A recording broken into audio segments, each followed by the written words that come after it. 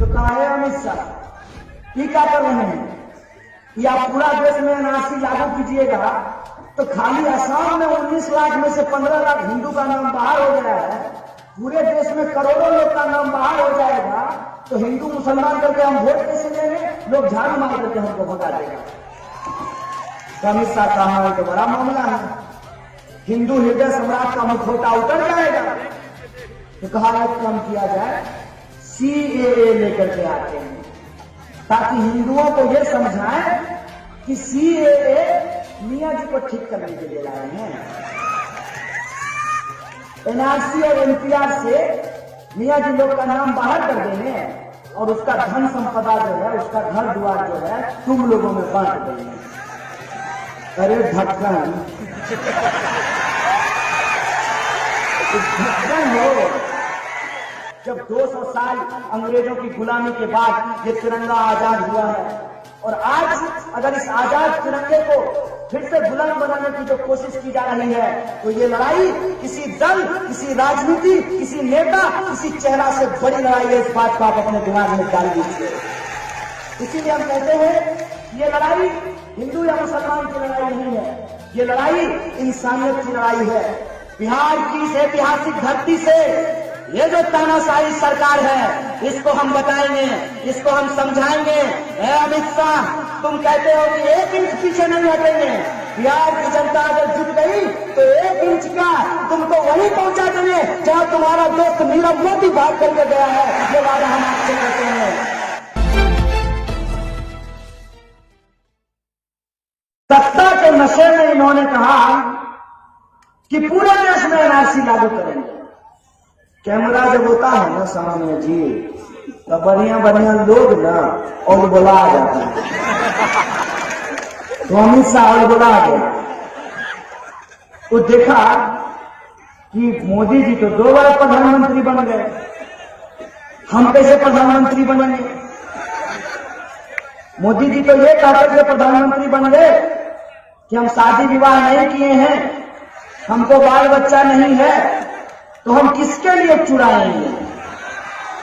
अमित शाह को लगा कि ये बात तो हमारे लिए है, हम तो शादी विवाह भी किए हैं, अब बिल्कुल फोटोकॉपी बेटा भी है हमको। तो कौन सा ऐसा मुद्दा देश में उछाला जाए जिससे इस देश की जनता को गुमराह करके, हिंदू मुसलमान करके इस देश में वोट लिया जा सके?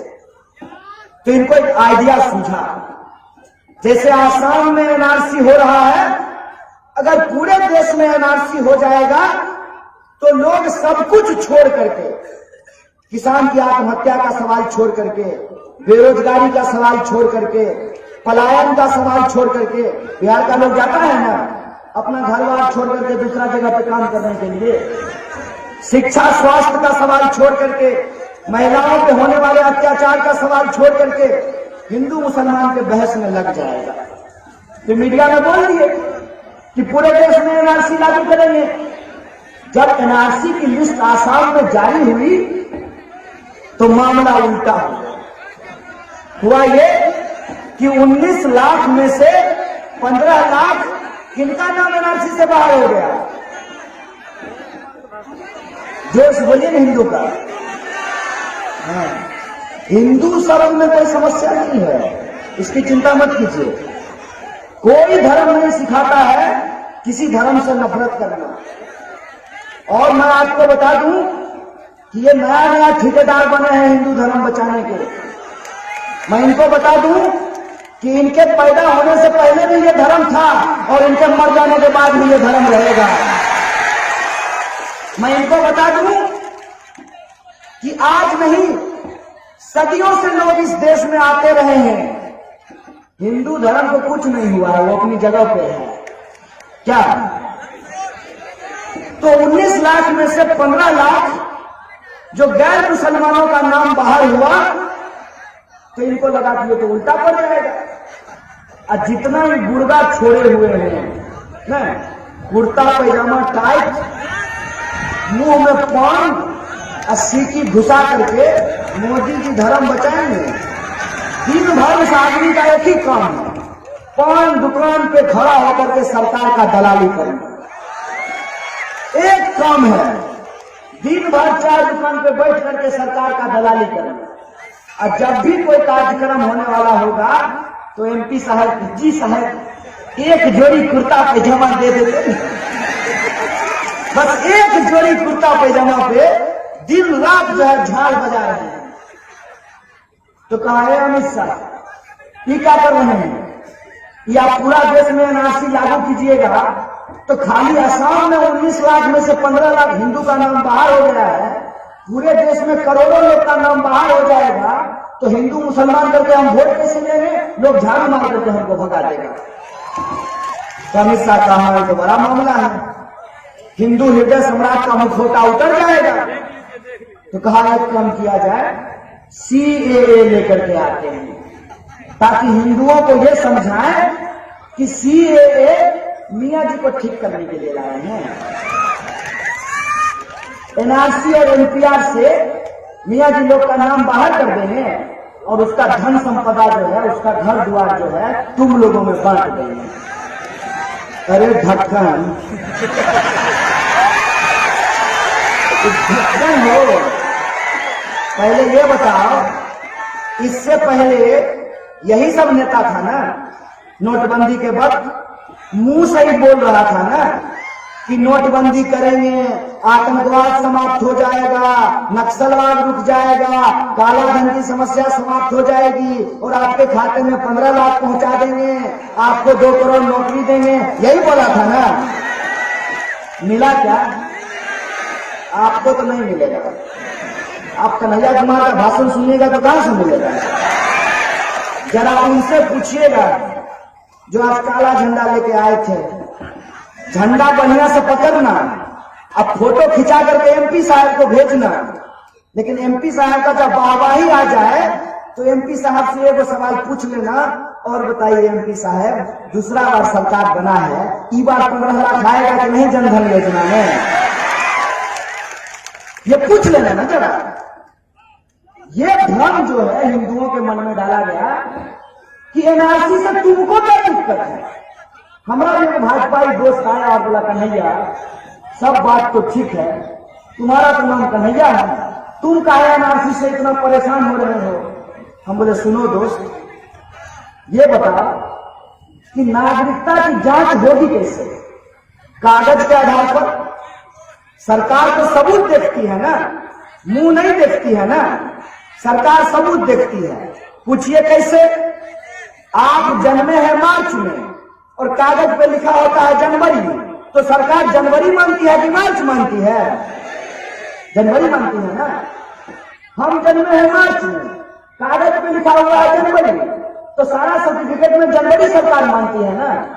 कल को अगर नौकरी मिलेगा तो मार्च के हिसाब से रिटायर होंगे कि जनवरी के हिसाब से रिटायर होंगे? तो सरकार मानती है कागज। और कागज की हकीकत क्या है?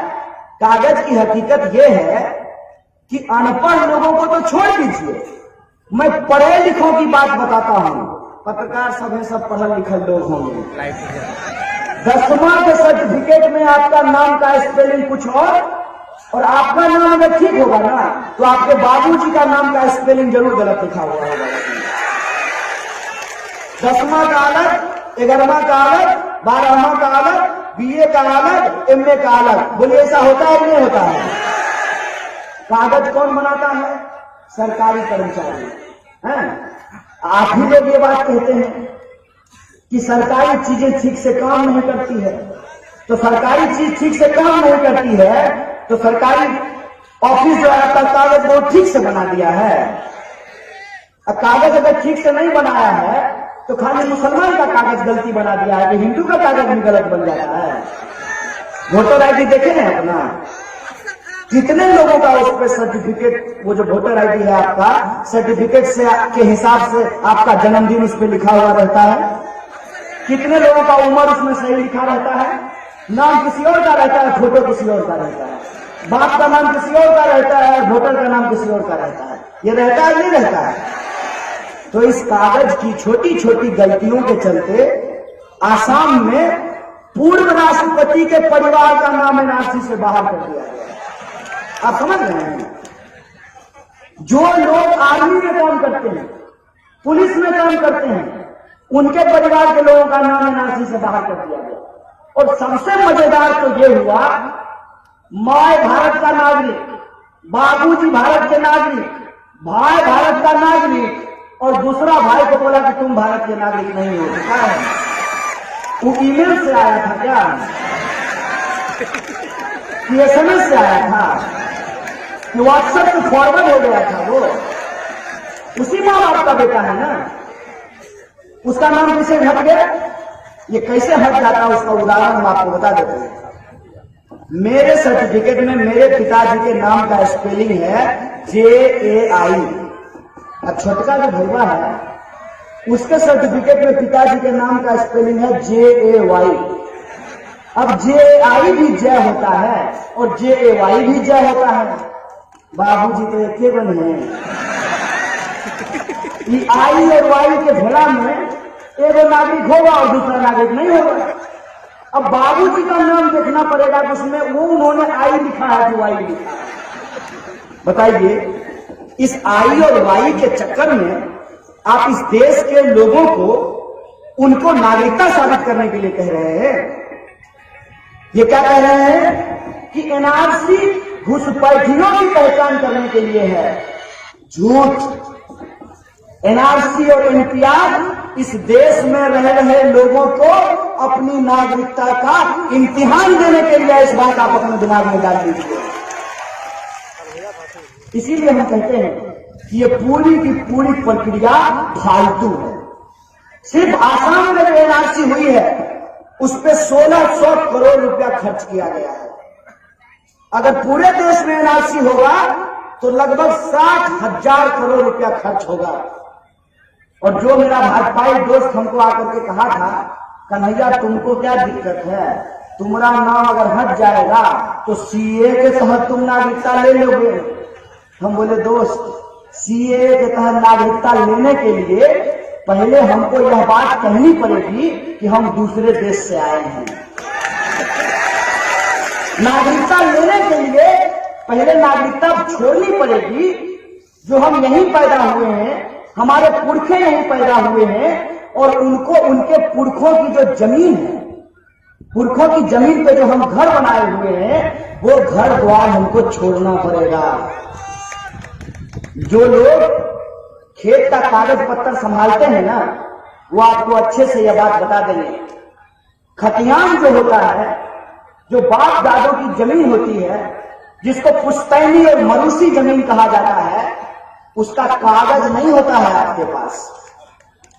वो आपके खानदान के साथ आने वाली पीढ़ी को ट्रांसफर होता रहता है। तो जब आप कहिएगा कि हम दूसरे देश से आए हैं धार्मिक प्रताड़ना के चलते, तो पहले अपनी नागरिकता छोड़िएगा ना, अपना जमीन जायदाद छोड़िएगा ना, अपना घर बार छोड़िएगा ना। यही पूरी साजिश है। साजिश ये है कि इस देश के जो गरीब लोग हैं, बहुत सारा लोग हमको बोलता है क्या चाहिए बताइए, एनआरसी गरीब विरोधी कैसे है? हम बोले बताते हैं कि गरीब विरोधी कैसे है। एक, कागज की जो समस्या होती है ज्यादातर किनकी होती है? गरीब लोगों की होती है। जो कम पढ़े लिखे लोग होते हैं, जो मेहनत मजदूरी करने के लिए पैदा कहीं और होते हैं, पढ़ते कहीं और हैं, नौकरी कहीं और जाकर करते हैं, रिटायर कहीं और होते हैं, घर कहीं और जाकर के बनाते हैं।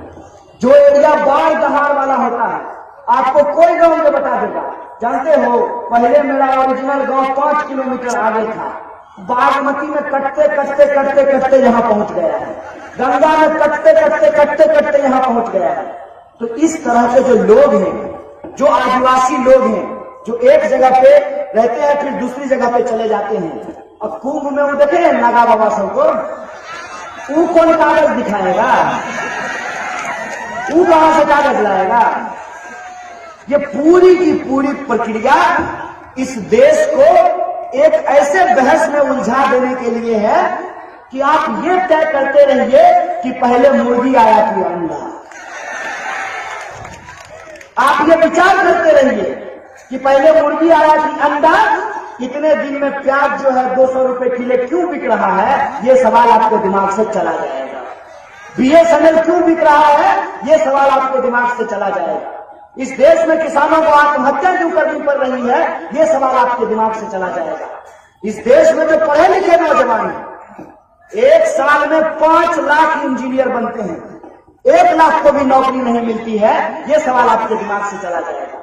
जो सरकारी कर्मचारी हैं वो ये बात नहीं सोच पा रहे हैं कि वो सरकारी कर्मचारी हैं, सरकार के लिए काम करते हैं, लेकिन सरकार चलाने वाले जो नेता हैं, एमपी एमएलए हैं, उनको पेंशन मिलता है, लेकिन जो सरकारी नौकरी करने वाले लोग हैं उनका पेंशन बंद कर दिया गया है। वो ये बात नहीं सोच पाएंगे कि हम जिंदगी भर नौकरी करें, देश की सेवा करें, हमारे बच्चों का क्या भविष्य होगा, इसके बारे में सरकार नहीं तय कर रही है, लेकिन अपने बेटा को प्रधानमंत्री और मुख्यमंत्री बनाना है, इसकी पूरी तैयारी की जा रही है। ये जो सवाल है देश के भीतर, उस सवाल को गुमराह करने के लिए साजिश रची गई है। इसीलिए हमारा आप तमाम लोगों से अनुरोध है कि ये लड़ाई छोटी मोटी लड़ाई नहीं है, ये लड़ाई एक दिन की लड़ाई नहीं है। जब 200 साल अंग्रेजों की गुलामी के बाद ये तिरंगा आजाद हुआ है, और आज अगर इस आजाद तिरंगे को फिर से गुलाम बनाने की जो कोशिश की जा रही है, तो ये लड़ाई किसी दल, किसी राजनीति, किसी नेता, किसी चेहरा से बड़ी लड़ाई है। इस बात को आप अपने दिमाग में डाल दीजिए। इसीलिए हम कहते हैं कि ये लड़ाई हिंदू या मुसलमान की लड़ाई नहीं है, ये लड़ाई इंसानियत की लड़ाई है, ये लड़ाई हम सब की लड़ाई है, और हम सबको मिलकर के इसको लड़ने की जरूरत है। बोलिए लड़ेंगे कि नहीं लड़ेंगे? बिहार की इस ऐतिहासिक धरती से ये जो तानाशाही सरकार है, इसको हम बताएंगे, इसको हम समझाएंगे। अमित शाह, तुम कहते हो कि 1 इंच पीछे नहीं हटेंगे, बिहार की जनता अगर जीत गई तो 1 इंच क्या, तुमको वहीं पहुंचा देंगे जहां तुम्हारा दोस्त नीरव मोदी भाग करके गया है। ये वादा हम आपसे करते हैं, ये वादा हम आपसे करते हैं कि इस लड़ाई में आप अगर हमारे साथ चलने के लिए तैयार हैं तो ये लड़ाई हम हरगिज जीतेंगे।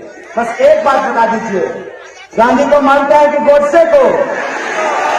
तो गांधी को मानते हैं तो याद रखिएगा, गांधी ने अपनी लड़ाई चंपारण से शुरू की थी और सहयोग आंदोलन किया था, सविनय अवज्ञा आंदोलन किया था। हमको भी इस आंदोलन को चरणबद्ध तरीके से लड़ना है। एक बात दिमाग में रखना है, किसी भी सूरत में हमको अपने इस आंदोलन में हिंसा नहीं होने देनी है। हम लोकतंत्र बचाने के लिए निकले हैं, संविधान बचाने के लिए निकले हैं। तिरंगा अगर हमारे हाथ में है तो संवैधानिक मूल्यों को लेकर के चलेंगे और संवैधानिक मूल्यों पर लड़ते हुए इस लड़ाई को जीतेंगे। ये जो लड़ाई है, इस लड़ाई में अगला कदम हम लोगों को ये लेना पड़ेगा कि अगर सरकार कहती है कि आप अपनी नागरिकता साबित कीजिए, तो हम सरकार को कहेंगे कि तुम अपने सरकार होने का सबूत दो, तब हम अपने नागरिक होने का सबूत देंगे।